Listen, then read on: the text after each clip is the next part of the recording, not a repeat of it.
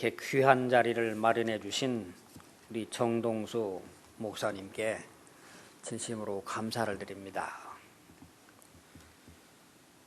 오늘부터 몇 시간 동안을 계속해서 제가 교회사 강의를 드리려고 할 때에 이런 강의를 할 수 있게 하고 또 동영상으로 녹화를 할 수 있게 했던 모든 것은 전적으로 우리 정동수 목사님의 아이디어였고, 또 제가 몸이 좀 나이가 든 탓으로 여러 가지 좀 핑계할 만한 이유가 되는데도 우리 정 교수님께서 밀어붙이는 그 위력 때문에 제가 오늘 이렇게 서게 됐는데, 이 모든 결과를 우리 정동수 목사님 앞에 진심으로 감사를 드립니다.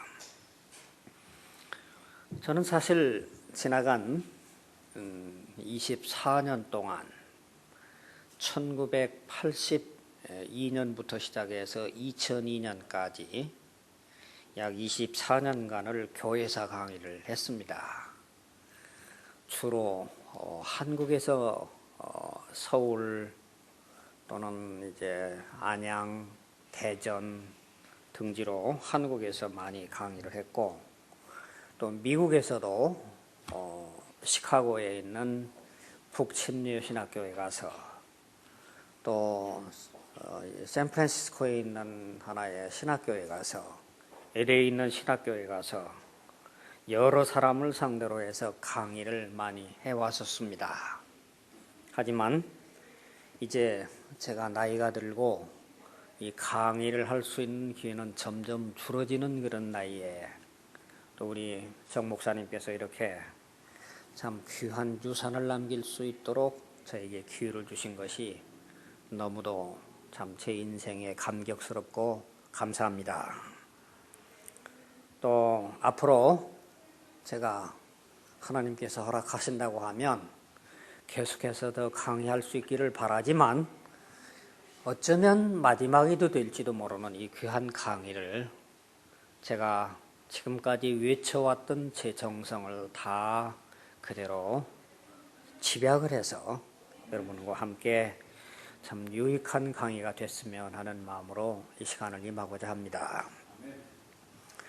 먼저 이 강의를 하기 전에 여러분들 이 강의를 들으시려고 하면 강사가 어떤 사람인지를 좀 아시는 것이 강의를 듣는 데 도움이 되실 것 같아서 자칭 저의 소개를 저 스스로 하겠습니다.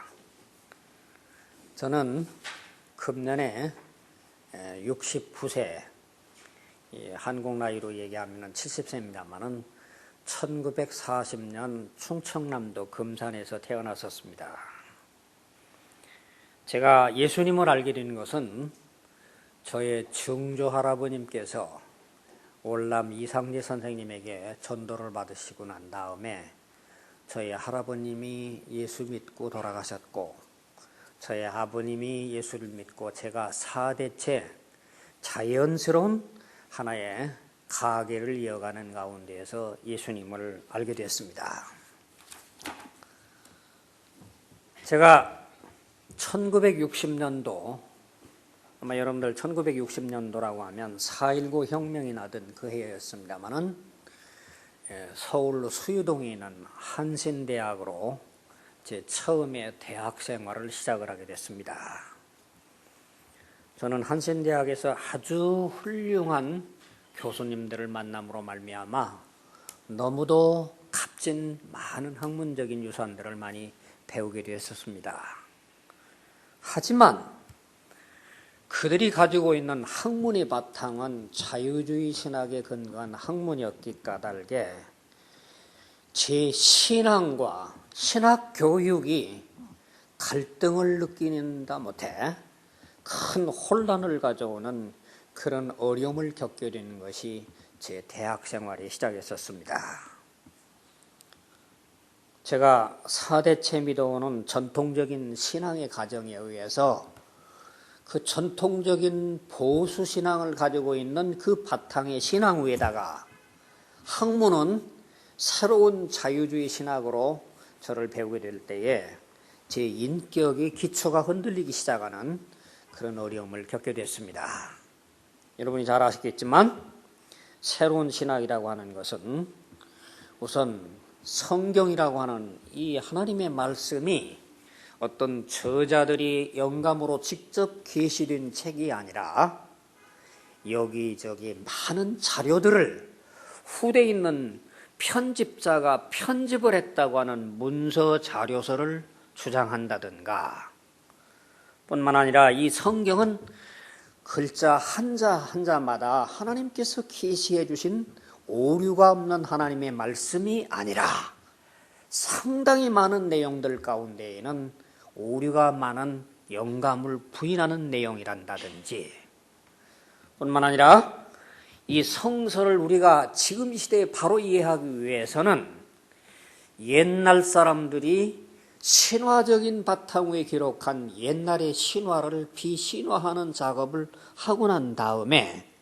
그 다음에 성서의 알맹이를 알아야 된다고 하는 이런 비신화의 작업이란다든가, 윤리라고 하는 것은 그때그때 맞는 상황에 맞는 상황윤리가 필요한다든지, 뿐만 아니라 복음이 토착화하기 위해서는 새로운 갑옷을 입어야 된다고 이런저런 의견들을 말할 때 저는 제가 가져왔던 그런 집안의 신앙의 기틀이 흔들리고 또 저의 신앙이 무너지면서 제가 도덕적으로 윤리적으로 매우 타락을 가져오게 되는 험한 시절을 가져오게 됐습니다.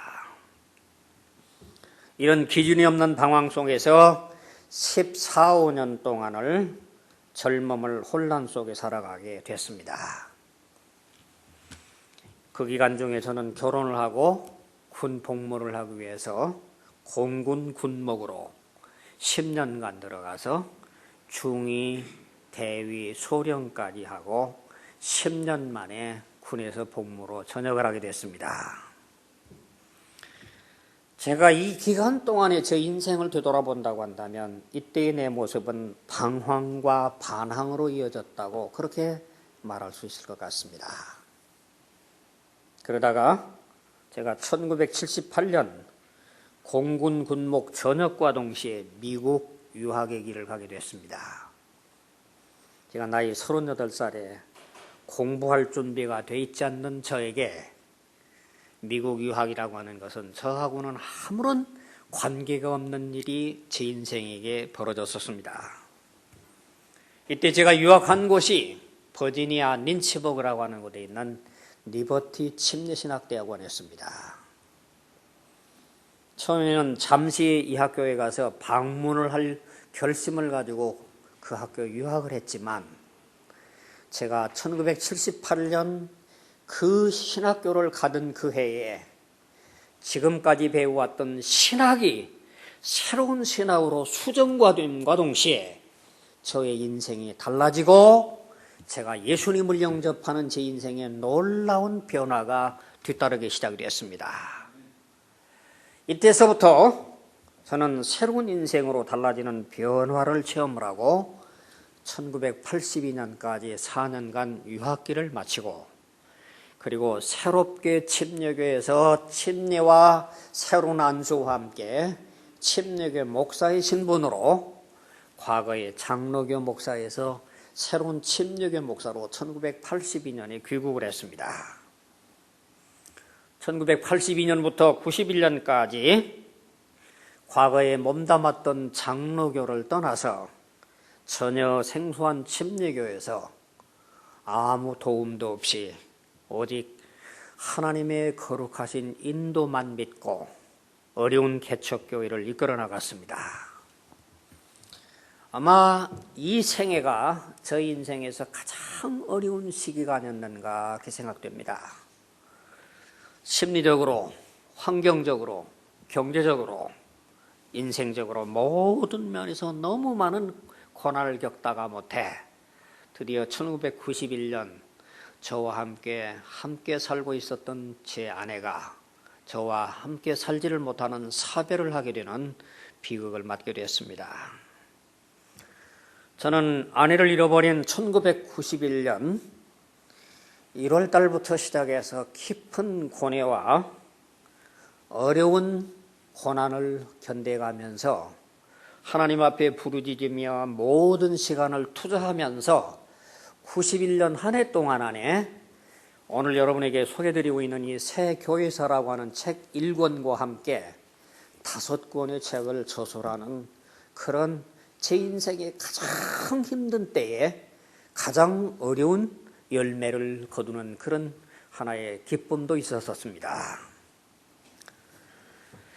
저는 이때 참 이 새 교회사라고 하는 책을 처음으로 발행을 하면서 제가 과연 책을 발행할 수 있을까에 대한 것을 의심했었지만 1991년 6월 달에 나왔던 새 교회사 1권이 그 한 해에 5판을 거듭하면서 약 10,000권의 책이 나갈 때에 저는 하나님께서 새로운 은사를 저에게 주셨다고 하는 것을 눈뜨기 시작했습니다.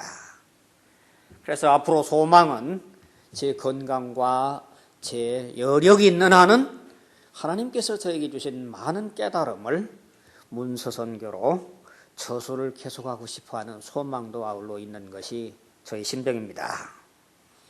제가 혼자서 고난스러운 생활을 마치다가 1993년 현재 제 아내와 다시 재혼을 하게 됐습니다.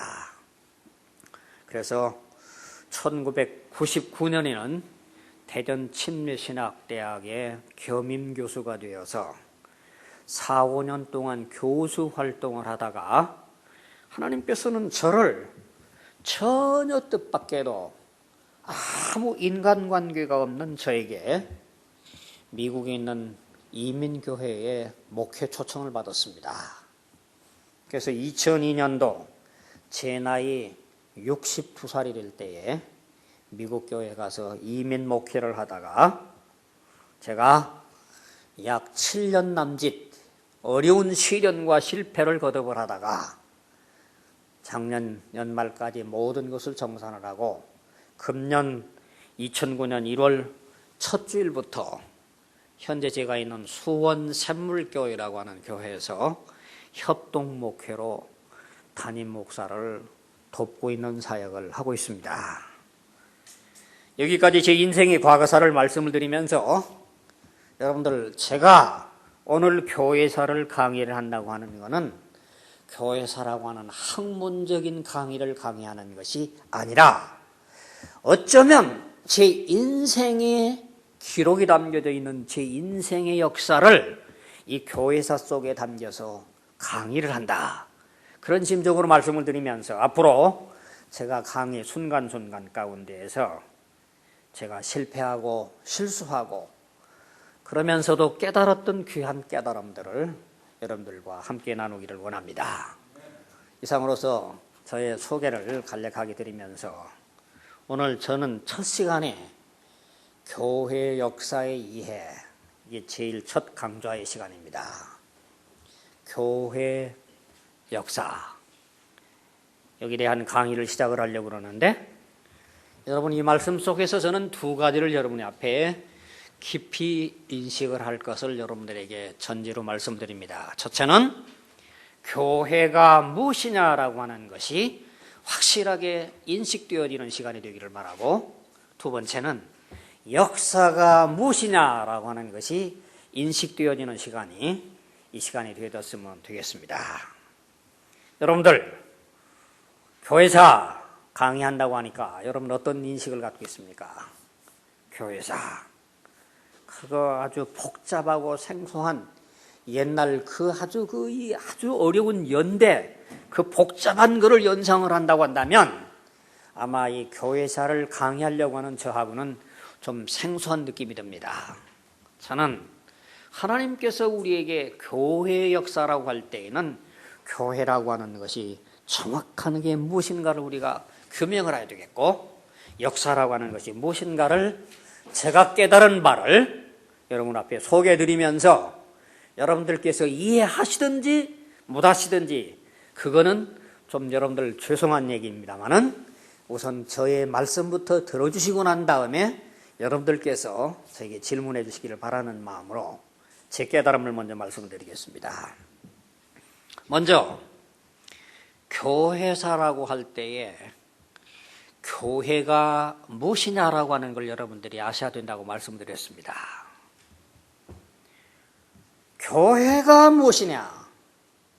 여러분들 이 질문 굉장히 중요한 질문을 여러분 드리는데, 오늘날 이 교회가 무엇이냐라고 하는 이 질문에 대한 정확한 지도자의 가르침이 없기 까닭에 얼마나 많은 혼란이 우리들 앞에 반복이 되고 있다고 하는 것을 제 체험을 통해서 말씀을 드립니다.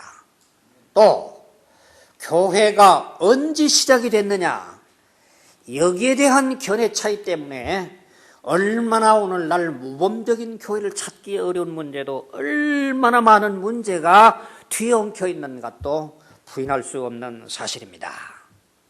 저는 오늘 이렇게 아주 매우 기초적인 것 같지만 가장 기본적인 것을 우리가 말씀을 드리려고 하는데, 먼저 여러분 한번 강의니까 자유롭게 답변해 주셔도 좋고 안 해 주셔도 좋습니다. 제가 첫 질문 한번 드려보겠습니다. 교회가 언제 시작이 됐습니까? 그렇게 묻는다면 아마도 모르긴 하지만 오늘 현상적으로 나타나고 있는 이 교회 시작에 대답한 대답이 한 30여 종류의 대답이 있습니다. 어떤 대답이 있는가? 어떤 사람은 이렇게 얘기합니다.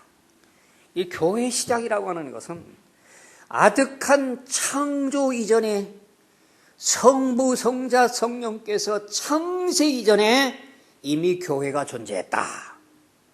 그걸 어떻게 믿느냐? 에베소서 1장 4절에 보면 창세전에 우리를 택했다고 하는 그 하나님의 창세전이라고 하는 그 말씀 속에 보면 교회라고 하는 게 아득한 천지창조 이전에 존재했다. 그렇게 그럴듯하게 말하는 사람도 있습니다. 또 어떤 사람은 이렇게 얘기합니다. 교회라고 하는 것은 최초의 원시복음인 창세기 3장에서부터 시작이 됐다. 여자의 후손은 뱀의 머리를 상하게 할 것이라고 하는 이 하나님의 최초의 원시복음이 그때 이미 교회는 시작이 됐다. 또 어떤 분은 이렇게 얘기합니다. 교회라고 하는 것은 믿음으로 구원받기 까닭에 믿음의 조상인 아브람 때부터 교회가 시작이 됐다. 여러분, 이렇게 주장하는 분들은 대부분 어디에 속한 부분이냐고 하면 개약 신학자들이 주장하는 하나의 주장들입니다. 그분들에게는 이 교회가 아주 창세전에 창세기 3장에 창세기 12장 아주 고대적부터 교회가 존재했다고 그렇게 주장을 하는 분들이 많이 있는데, 유명한 개혁주의 신학자 카이퍼라고 하는 분은 조직신학에서 이런 주장을 하고 있습니다. 또 어떤 분들은 아니다, 교회라고 하는 것은 신약의 마태복음 3장에 보면 침례 요한 때부터 교회가 시작이 됐다. 아니다. 어떤 사람은 말하기를 마태복음 10장에 예수님께서 12제자를 선택하셔서 파송하실 때 교회가 시작이 됐다. 또 어떤 사람은 마태복음 16장에 보면 베드로가 가이사라 빌립보 도상에서 주는 그리스도시요 살아계신 하나님의 아들입니다고 고백했던 그 고백의 순간부터가 교회의 시작이다. 또 어떤 분들은 마태복음 26장에 보면 예수님께서 최후의 만찬을 실시하였던 그 최후의 만찬이 오늘 모든 교회에서 시행되고 있는 걸 본다고 하면 최초의 최후의 만찬을 시행했던 마태복음 26장이 교회의 시작이다. 또 어떤 분들은 사도행전 7장 38절에 보면 광야교회라고 하는 말 있지 않느냐. 광야교회라고 하는 말을 보면 이미 이스라엘 백성들이 출애굽을 한 다음에 광야에서부터 교회가 있었다. 이런 주장들이 수없이 반복이 되고 있고, 오늘도 여기에 대한 뚜렷한 결론이 나타나지 아니하고 있는 것이 오늘 우리 학계의 현상인 것을 부인할 수가 없습니다. 그렇다면 저는 어떻게 이 대답을 변론으로 말씀을 드릴 것인지, 우리 정 목사님께서 제게 보내주신 킹 제임스 스터디 바이블, 너무나도 아름다운 책이었습니다. 제가 이 책을 받은 지 한 2주째 못 되는 가운데서 상당히 많은 약을 보면서 이렇게 좋은 책이 있구나 하는 것을 제가 감동을 받았고, 제가 앞으로 이 책을 많이 활용을 하려고 합니다. 우리 한번 성경에 있는 말씀 찾아서 같이 읽어보면서 우리 에베소서 3장 5절부터 한번 읽어보겠습니다.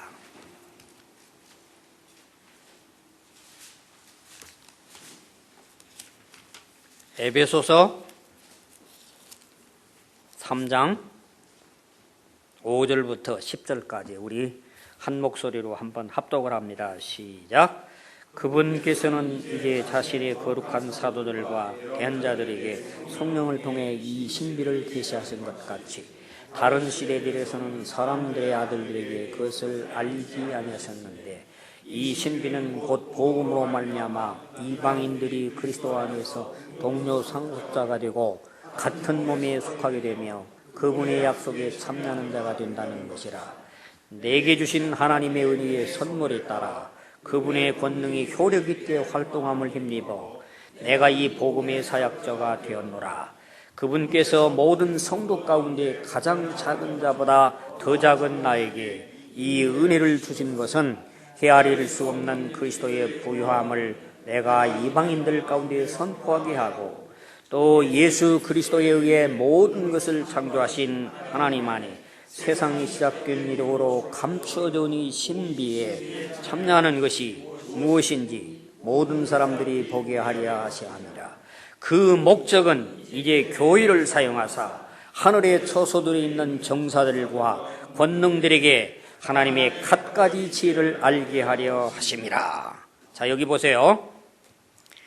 여기 보면 10절에 이제 교회를 사용하시려고 하시는데, 그 교회를 사용하시려고 하는 그 교회는 9절에는 세상이 시작된 이후로 감추져 있었던 비밀이라고 그랬습니다. 그 다음에 우리 또 다른 성경 한번 보겠습니다. 로마서 16장 25절 보겠습니다. 로마서 16장 25절 26절 두 절 같이 읽습니다. 나의 복음과 예수 그리스도를 선포함에 따라 권능으로 너희를 굳게 세우신 분, 즉 세상이 시작된 이래로 은밀히 간직되어 왔으나 이제는 밝히 드러났으며 영존하신 하나님의 명령에 따라 대언자들의 성경 기록들을 통해 믿음에 순종하게 하려고 모든 민족들에게 알려지게 된 신비의 계시에 따라 너희를 굳게 세우실 분. 여기 보면 세상이 시작된 이래로 은밀히 간직되었던 비밀이었는데, 이제 모든 민족들에게 알려진 신비가 이제 노출되는 그 신비가 뭐냐고 하면 교회의 신비를 우리에게 알려주고 있다는 얘기입니다. 골로새서 1장 24절 한번 더 보겠습니다. 골로새서 1장 24절 26절까지 시작. 나는 이제 너희를 위해 고난당하는 것을 기뻐하고 그리스도의 고난들기에 있는 것을 그분의 몸 곧 교회를 위해 내 육체 안에 채우노라. 내가 교회의 사역자가 된 것은 너희를 위해 내게 주신 하나님의 경륜에 따라 하나님의 말씀을 성취하고자 함이니라. 이것은 곧 여러 시대와 여러 세대로부터 감추어졌으나 이제는 그분의 성도들에게 드러난 신비에 관한 것이라.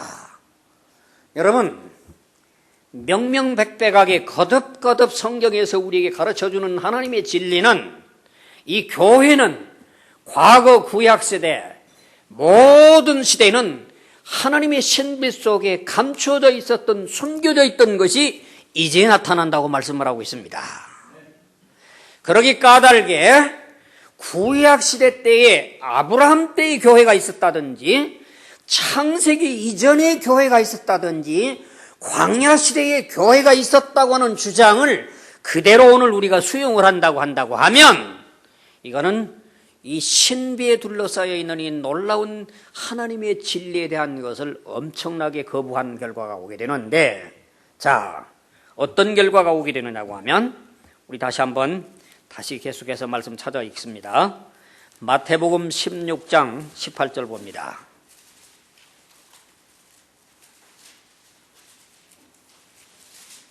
마태복음 16장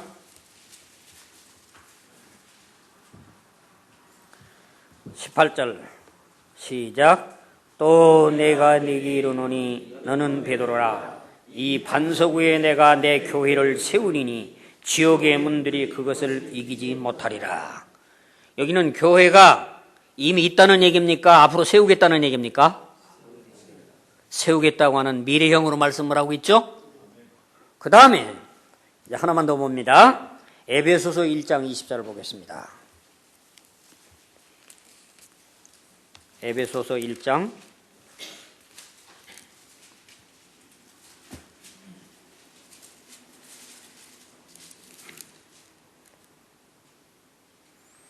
20절부터 23절까지 함께 합독합니다. 시작. 그분께서 그리스도를 죽은 자들로부터 살리시고 하늘의 처소들에서 자신의 오른편에 앉으실 때에 그 권능을 그분 안에 발휘하셨으며 그때에 그분을 모든 정사와 권능과 강력과 통치와 이 세상뿐만 아니라 오는 세상에서 뿌리는 모든 이름보다 훨씬 위에 두시고 또 모든 것을 그 분의 발 아래 두시며 그분을 모든 것 위에 머리가 되게 하사 교회를 위해 주셨느니라. 교회는 그분의 몸이니 곧 모든 것 안에서 모든 것을 충만하게 하시는 분의 충만이니라. 여러분, 마태복음 16장 18절에는 예수님께서 친히 말씀하시기를 앞으로 내가 이 반석 위에 내 교회를 세울 것이라고 하는 미래형으로 말씀을 하셨는데, 에베소 1장 22절 24절에 보면 그분이 하늘에 부활 승천하고 올라가신 그분으로 말미암아 교회의 머리로 주셨느니라고 하는 과거형으로 말씀을 하고 있습니다. 그렇다고 하면 교회는 마태복음 16장에서 에베소서 1장 22절 그 사이 어느 사이에 교회가 세워진 것이 성경적으로 우리들이 분명한 말씀이 된다는 얘기입니다. 만일에 오늘날도 수많은 사람들이 이 명백한 하나님께서 주신 말씀에 근거한 교회론을 우리들이 부정을 하면서 아직도 여전히 광야에 교회가 있었다, 그러기 까닭에 출애굽 시대에 교회가 있다든지 지금도 개혁신학자들이 말하는 것처럼 아브라함 때부터 이미 교회가 있었다고 주장을 한다고 한다면 오늘 이 두 모든 말씀을 근거로 해서 그런 교회는 에베소서 4장 7절부터 12절 말씀에 보면 예수님께서 부활 승천하고 난 다음에 하나님께서 우리들에게 다양한 은사를 우리들에게 주셨는데 그때에 머리가 없는 교회를 이제 이 모든 사람들은 우리가 주장한다는, 그런 사람들이 개혁신학자들이 주장한다는 얘기가 된다는 얘기입니다. 무슨 말인가 이해가 됩니까? 여기 보니까 에베소 1장 22절에 보면 주님께서 부활 승천하시고 난 다음에 그분을 교회의 머리로 주셨다고 그랬는데 만약에 교회의 머리를 주신 분이 어느냐고 하면은 마태복음 16장에서부터 에베소서 1장 22절 그 사이의 어간인데 그 이전인 창세기 때부터 만약에 교회가 있었다고 한다고 하면 그 교회는 머리가 없는 교회를 우리들에게 강요한다는 얘기가 된다는 얘기입니다. 그러므로 오늘 이 말씀 속에서 오늘 우리는 어떤 이해를 해야 되는 건가? 성령의 고유한 사역을 우리가 이해해야 되겠는데, 사도행전 1장 5절에 보면 너희는 몇 날이 못되어 성령으로 침례를 받으리라 예고를 하고 난 다음에 또 사도행전 11장에 보면 성령이 이미 활동을 한 이 성령의 고유 활동을 우리에게 가르쳐준다고 하는 이 분명한 성경적 사실에 근거한다고 하면 교회는 어느 때 시작이 됐는가? 사도행전 1장과 11장 사이에 교회가 시작이 됐다. 그렇다면 그때의 성령의 고유한 특징적인 사역이 어떤 사건이 있는가? 뭐가 있죠? 사도행전 2장에 나타나는 오순절 성령의 강림입니다. 사도행전 2장에 나타나는 성령이 왜 과거의 복음서 시대나 구약의 시대의 모든 성령과 전혀 별개의 새로운 성령 시대가 열어지는지, 사도행전 2장에 나타나는 이후의 성령은 어떤 성령입니까? 사도행전 2장 이전의 과거의 복음서 시대나 구약의 성령은 특정한 사람들에게 한시적으로 오는 성령이었습니다. 구약의 성령님은 제사장이나 왕이나 선지자에게 오셨다가, 그 성령님이 만약에 오늘 우리 모든 다 들어와 있는 사람들이 범죄할 때에는 그 성령님이 떠나감으로 말미암아 성령이 떠나가는 성령이겠지만은, 사도행전 2장 이후부터 그 성령님이 우리에게 오시면 그 성령님은 우리 속에 내재하시고 우리와 함께 동행하시면서 우리와 영원히 함께 거하시는 변화되는 새로운 성령님으로 이 분기점이 사도행전 2장에 나타나는 성령의 오순절절기였습니다. 그러기 까닭에 오늘 우리는 이 교회의 시점을 어디다가 우리는 초점을 맞춰야 되느냐고 하면, 학자들이 뭐라고 말하든 개학자들이 뭐라고 말하든 우리는 말씀에 근거해서 우리는 이 교회라고 하는 것은 사도행전 2장에 나타나는 오순절 성령 강림이 오늘 우리가 섬기고 있는 교회의 시작이다, 그런 결론을 내릴 수 있다는 얘기입니다. 이해되십니까? 예. 그러면 아마 여러분들께서 이런 또 질문하실는지 몰라요. 아니, 그러면 사도행전 우리 한번 7장 한번 읽어보겠습니다. 사도행전 7장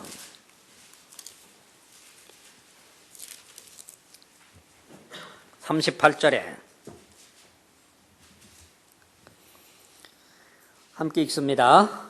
시내산에서 자기의 말하던 그 천사와 또 우리 조상들과 함께 광야에 있던 교회에 있으면서 살아있는 말씀들을 받아 우리에게 주던 자가 바로 이 사람이라. 많은 사람은 사도행전 7장 38절에 나와 있는 광야에 있던 교회라고 하는 말을 근거를 가지고 구약시대 때의 교회라고 하는 말을 증거하는 데 하나의 큰 논지로 삼고 있습니다. 그런데 여러분 잘 들어보시기 바랍니다. 이미 우리 정 목사님을 통해 가지고 가서 교회라고 하는 고유한 헬라 단어가 뭐죠? 에클레시아. 후판이 없군요. 에클레시아. 여러분, 이 신약 성경 가운데에서 에클레시아라고 하는 말이 약 114번가량이 나옵니다.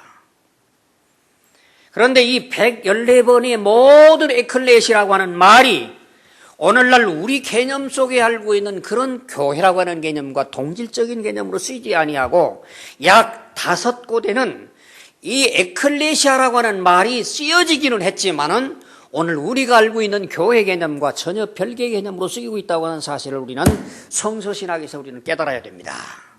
그 대표적인 구절이 어떤 구절이냐? 바로 오늘 이 사도행전 7장 38절에 나오는 광야에 있던 교회라고 하는 말이 원문에는 분명히 에클레시아입니다.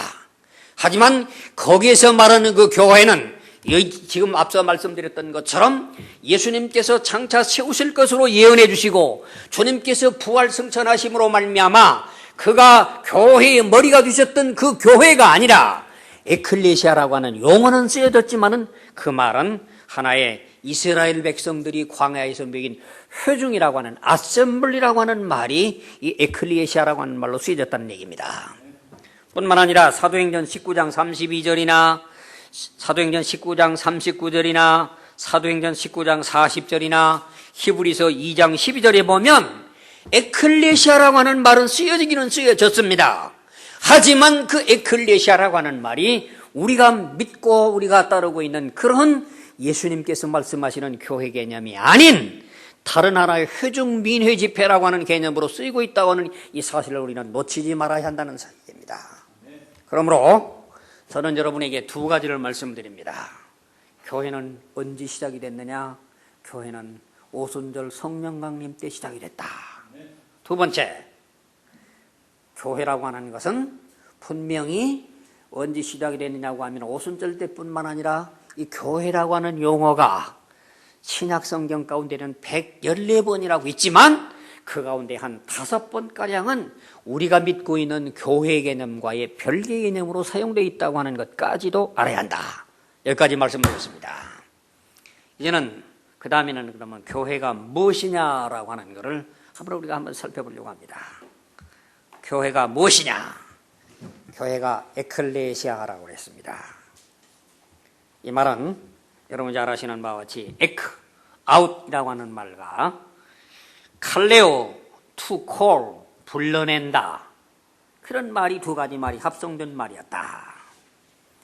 그런데 오늘날 이 교회라고 하는 개념에 대해서 성경적으로 우리가 이해를 해야 될 것은 참 오늘 우리가 교회의 의미가 여러 가지 다양한 의미로 설명이 되고는 있습니다. 교회라는 의미로 그리스도의 몸이란다든가 성령의 전이란다든가 하나님의 집이란다든가 진리의 기둥과 터란다든가 위에 있는 예루살렘이란다든가 이 모든 말로 표현은 되고 있지만은 그러나 여러분들 잘 들어보시기 바랍니다. 신약 성경 114곳에 집약되어 있는 이 모든 에클레시아라고 하는 말이 제가 믿기는 3가지 단어 가운데에서 요약이 되어 있다 그렇게 믿습니다. 교회가 뭐냐? 교회라고 하는 것은 다른 말로 여러 가지 표현이 되지만 첫째 어떤 말로 표현이 되냐고 하면 첫째는 생명체라고 하는 개념이 신약 성경 전체 안에 흐르고 있다는 얘기입니다. 여러분 마태복음 8장 22절에 거듭나지 아니한 세상 사람을 죽은 자라고 표현을 합니다. 요한복음 6장 53절에 너희가 사람의 아들의 살을 먹지 아니하고 그의 피를 마시지 아니하면 너희 속에 생명이 없느니라고 그랬습니다. 요한복음 5장 24절에 내 말을 듣고 또 나 보내신 분을 믿는 자에게는 영존하는 생명이 있다고 했습니다. 요한복음 10장 10절에는 내가 온 것은 양들이 생명을 얻게 하게 한다고 했습니다.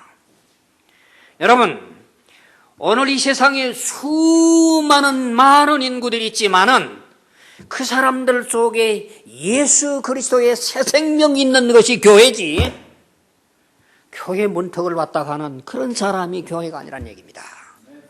그러므로 이 성경에서 우리에게 깨우쳐주고 있는 가장 철저한 우리의 개념이라고 하는 건 뭐냐고 하면 우리의 육으로 난 그 생명체가 예수 그리스도로 말미암아 새로운 거듭난 중생의 새 생명을 입은 새 생명체 개체가 이게 교회다.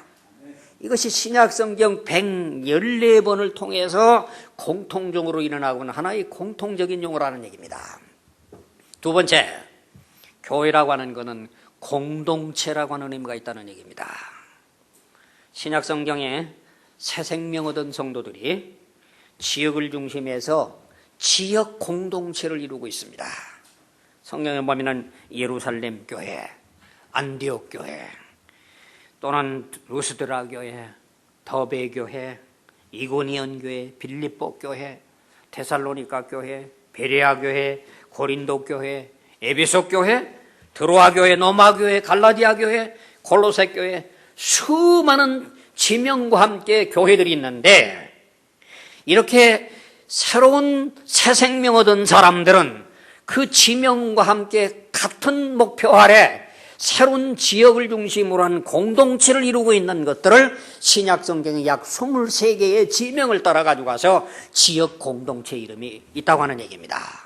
그러므로 오늘 우리가 깨달아야 될 두 번째 교회 개념이라고 하는 것은 하나의 새 생명체들이 같은 지역을 중심으로 해서 공동체의 생명을 형성하고 있는 생공동체 개념이 두 번째로 있다. 세 번째, 이 성경 가운데에서 이 에클레시라고 하는 말이 나오는 이 모든 말 가운데에는 반드시 어떤 생명체와 공동체뿐만이 아니라 이 생명체는 지금 과거와 현재의 미래에까지 이어질 생명까지라도 전체를 연결하는 연합체를 가지고 또한 이건 우리에게 교회라고 하는 개념을 우리에게 표현하고 있다는 얘기입니다. 그러므로 우리가 앞서간 우리의 신앙의 선배들, 우리 뒤를 따라올 우리의 후배들, 이 모든 덩어리들이 또는 미국이든 일본이든 소련이든 지역을 총망라하는 우주 전체인 연합체가 하나님께서 장차 주님께서 재림하실 때 우리는 새로운 몸으로 연합의 한 덩어리가 되어지는 놀라운 그런 순간이 이루어질 수 있는 연합체를 우리들에게 성경에는 가르쳐주고 있다는 얘기입니다. 저는 이렇게 교회가 뭐냐고 얘기를 한다고 하면 교회는 새 생명체다, 교회는 지역 공동체다, 또는 교회는 하나의 우주 연합체다. 이 세 가지를 말씀을 드리고서 항상 교회라는 개념을 말씀을 드립니다. 그런데 오늘 이런 성경적인 교회 관념이 역사 속에서 변질을 가져오기 시작합니다.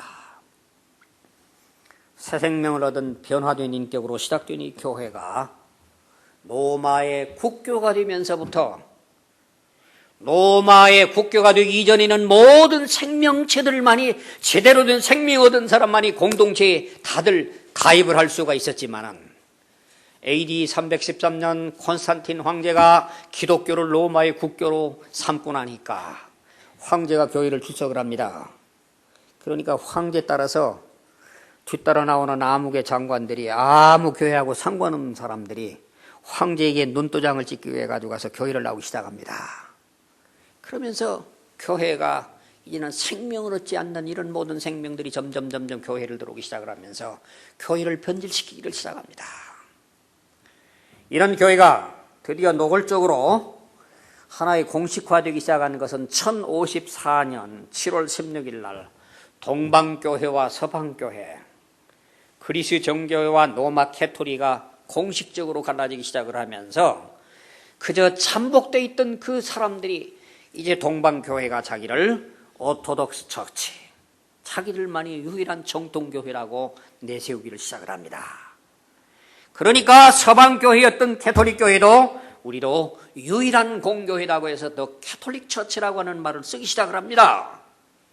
그래서 과거에 이 교회 안에서는 지역 공동체만이, 새 생명체만이 교회였던 교회가 이제는 하나의 카톨릭 교회, 오토독스 처치, 이런 하나의 무명한 생명체가 없는 이런 것들이 교회 이름으로 등장하기를 시작을 합니다.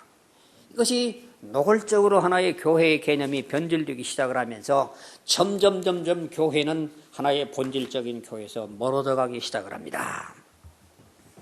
그래서 드디어 멀어져 가는 이 교회를 다시금 원상적으로 회복을 하겠다고 해서 저 유명한 루터나 칼빈이라고 하는 분이 종교개혁을 일으키게 됩니다. 그래서 루터는 그가 교회가 뭐냐, 그는 1530년 저 유명한 옥스퍼드 컨페션에서 그렇게 고백을 합니다. 교회라고 하는 것은 성도의 교제가 있는 것이고, 교회라고 하는 것은 하나님의 말씀이 전파되는 것이고, 성리가 집행이 되면 교회라고 얘기를 합니다. 그보다 뒤늦게 있는 칼빈이라고 하는 분은 그가 웨스트민스터 컨페션에다 말하기를 뭐라고 하냐면은 교회는 보이는 교회와 보이지 않는 교회가 있다고 얘기합니다. 보이는 교회는 비지블 처치고 보이지 않는 교회는 인비지블 처치다. 여러분, 이들 종교 개혁자들이라고 하는 분이 가톨릭에서 만들어 놨던 그런 어떤 교회관을 거부를 하고 새로운 성경적으로 찾아왔다고 하는 그런 교회관이라고 하는 관점이, 잘 들어보시기 바랍니다. 이 두 분이, 루터란다든지 칼빈한 분이 우리에게 새로운 교회관을 가르쳐 줬는데 아무도 생명체라고 하는 개념을 우리에게 깨우쳐 준 사람이 없습니다. 눈에 보이는 게 교회다.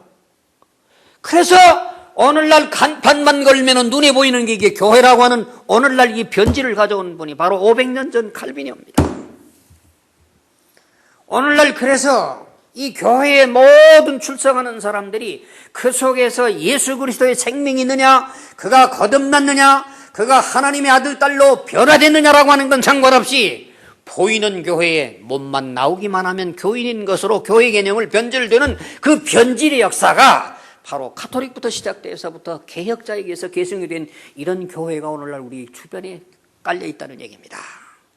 여러분, 이런 시대에 깔려있는 우리가 정말로 살아있는 교회의 역할을 감당을 하기 위해서 우리는 다시금 교회 회복운동을 하려고 한다면 어떻게 해야 되겠느냐고 하면 다시금 원초적인 신약교회로 돌아가야 할 수밖에 없습니다. 가톨릭 교회의 말을 들을 수도 없습니다.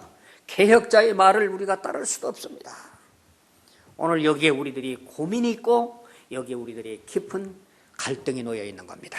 이제부터는 우리는 어떻게 하면 성서가 말씀하고 있고 주님께서 우리에게 깨우쳐 주신 그 진리대로의 교회를 우리가 세워서 이 주님이 기뻐하시는 교회를 이룩해 나갈 수 있는 건가?